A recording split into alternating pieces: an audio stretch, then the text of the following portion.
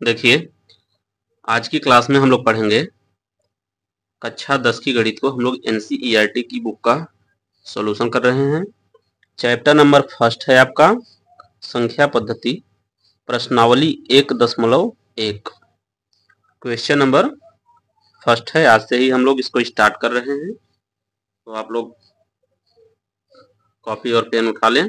देखिए हम लोग क्वेश्चन को रीड करते हैं। सबसे पहले, निम्नलिखित संख्याओं को अभाज्य गुणनखंडों के गुणनफल के रूप में व्यक्त करिए। ये सारे नंबर्स दिए गए हैं, इनको अभाज्य गुणनखंडों के गुणनफल के रूप में हमको व्यक्त करना है।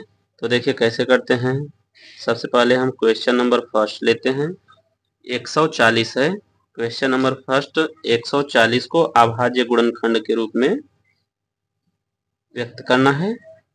तो 140 को ऐसे हम लोग करते हैं। तो सबसे छोटे नंबर्स को लेते हैं जिससे यह कट जाए। तो 2 को लिए, 2 से काटे 2 सत्ते 14, 0 आपका आ गया। फिर 2 से काटेंगे, 2 3 6, 2 5 10 35। अब 2 से कटेगा नहीं, 5 से कटेगा, 5 सत्ते 35 और 7 एकम 7। तो अब इसका 140 का जो अभाज्य गुणनखंडों के गुणनफल होगा हो जाएगा 2 × 2 × 5 × 7। यही हो गया अभाज्य गुणनखंडों के गुणनफल। सभी नंबर्स जो हैं हमारे अभाज्य नंबर्स हैं। इस तरीके से हमारा क्वेश्चन पहला क्वेश्चन हो गया। अब क्वेश्चन नंबर दूसरे क्वेश्चन को हम लोग देखते हैं। 156 को अभाज्य गुणनखंड के रूप में लिखना है। तो देखिए हम लोग ऐसे थोड़ा सा जगह अपना बचाएंगे। पहला क्वेश्चन था। अब सेकंड क्वेश्चन है 156 है, इसका अभाज्य गुणनखंड करेंगे। देखिए 2 से काटते हैं, 2 सत्ते 14, 2 अट्ठे 16, 2 3 6, 2 9 18। अब तो 2 से कटेगा नहीं, 39 हो गया। तो यह 3 से कटेगा, 3 एकम 3, 3 9, 13 एकम 13। तो इसके 156 का जो होगा आपका अभाज्य गुणनखंडों का गुणनफल तो हो जाएगा 156 इज इक्वल टू 2 × 2 × 3 × 13। यह इसका अभाज्य गुणनखंडों का गुणनफल हो गया। इसके सारे के सारे नंबर जो हैं अभाज्य हैं। तो यह हो गया, इसका आंसर ये हो गया, इसका आंसर ये हो गया। अब इस तरीके से हम लोग तीसरे क्वेश्चन को लगाते हैं। तीसरे वाले क्वेश्चन को लगाते हैं। तीसरा क्वेश्चन आपका क्या है, 3825 है। 3825 को हम लोग अभाज्य गुणनखंडों के गुणनफल के रूप में व्यक्त करेंगे। सबसे पहले हम इसका अभाज्य गुणनखंड करते हैं। तो यह देखिए 2 से कटेगा नहीं, 2 से नहीं कटेगा तो कितने से कट जाएगा, 3 से कट जाएगा। चूंकि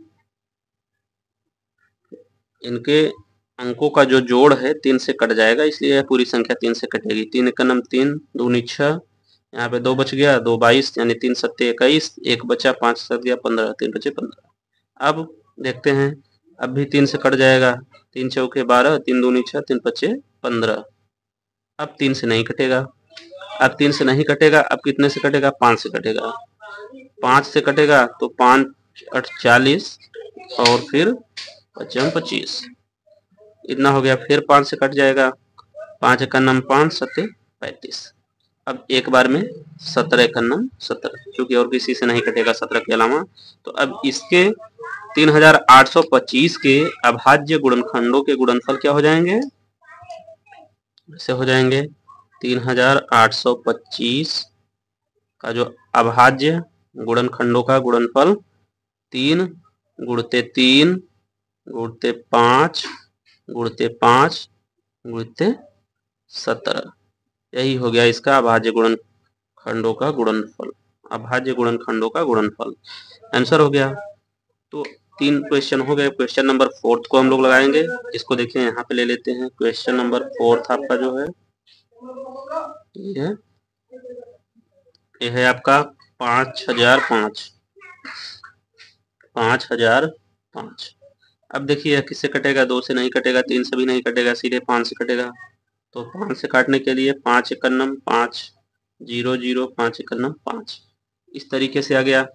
अब कितने से कटेगा, 2 से नहीं कटेगा, 3 से नहीं कटेगा, 5 से भी नहीं कटेगा, या 5 से भी नहीं कटेगा, यह कटेगा आपका सीधे सीधे 11 से कट जाएगा। 11 9 99, फिर 1 बच गया यहाँ से, 11 का नाम 11। अब देखिए 91 आ गया। अब कितने से कटेगा? अब 11 से भी नहीं कटेगा, अब 7 से कट जाएगा, 7 से कट जाएगा। 7 का नाम 7 3 21, 13 का नाम 13। तो 5000 5 का अभाज्य गुणनखंडों के गुणनफल क्या हो जाएंगे? 5 गुणित 11 गुणित 7 गुणित 13, 7 गुणित 13, यही हो जाएगा आंसर। ठीक, तो इस तरीके से चौथा क्वेश्चन भी आपका हो गया। पांचवा क्वेश्चन क्या है? 7429। 7429 को पांचवा क्वेश्चन 7429। अब देखिए इसको चेक करना है किससे कटेगा। देखिए यह नंबर जो है 7429, यह किससे कटेगा? 2 से नहीं कटेगा, क्योंकि इकाई अंक क्या है इसका? विषम संख्या है। 3 से कटने का शर्त है कि इनके अंकों का योग 3 से कटना चाहिए। तो अंकों का योग 7 4 11 2 13 9 22, 3 से नहीं कटेगा, 5 से भी नहीं कटेगा, 7 से 7 तिकन्नम 7 6 42, 7 से भी नहीं कटेगा, फिर आपका 11 11 से भी नहीं कटेगा, 13 25 65, 13 से अगर चेक करेंगे हम 13 25 65, देखते हैं 13 से कटता है कि नहीं। 7429 13 से, 13 25 65, 14 में से 5 गया 9 2, 13 से 3 91, 1 19, 13 से भी नहीं कटेगा। 17 से देखते हैं, 7429 देखते हैं 17 से कटता है कि नहीं। 17 चौके 68, 14 में से 8 गए 6, फिर 2, 17 तिरिक 51, 1 1 9, 17 छक्का 102, 17 सत्ते 119, तो यह 17 से कट रहा है। तो यह 437 इस तरीके से 17 से कट गया। अब देखते हैं कितने से कटता है। अब कितने से कटता है, अब यह चेक करना है कि 437 किससे कटेगा। 2 से कटेगा नहीं, 7 3 10 14, 3 से भी नहीं कटेगा, 4 से नहीं, 5 से नहीं, 6 से नहीं, 7 से भी नहीं कटेगा, 7 से नहीं कटेगा। और देखते हैं 11 3 33, 11 से भी नहीं कटेगा, 13 3 39 39, 13 से भी नहीं कटेगा, 17 2 34, देखते हैं 17 से कटता है कि नहीं। 17 से चेक कर लेते हैं फिर से एक बार, 17 से इसको फिर से एक बार चेक कर लेते हैं। 437 को 17 से डिवाइड करेंगे, 17 दूना 34, 13 में से 4 को घटाएंगे तो 9, तो 17 से भी नहीं कट रहा है। 19 से देखते हैं 19 से कटता है कि नहीं। देखिए यह थोड़ा सा क्रिटिकल नंबर दे दिया है, तो इसको चेक करना होगा। 19 से 19 दूना 38, 13 में से 8 को घटाएंगे 5, 19 तिरिक 57, तो यह आपका 19 से कटेगा। अब 19 से कटेगा, 19 दूना 38, और यहाँ पे 5 बच गया, 19 तिरिक 57। अब देखिए 23 जो है यह भी एक अभाज्य नंबर है, तो यह 23 से ही कटेगा, पूरी तरह से कट गया। तो 7429 का जो अभाज्य गुणनखंडों के गुणनफल होंगे, अभाज्य गुणनखंडों के जो गुणनफल होंगे 7429 का क्या हो जाएगा?